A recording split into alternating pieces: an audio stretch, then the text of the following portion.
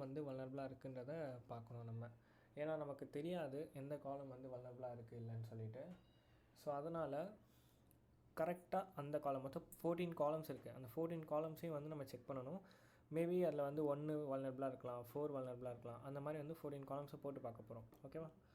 so அதுக்கு union space all select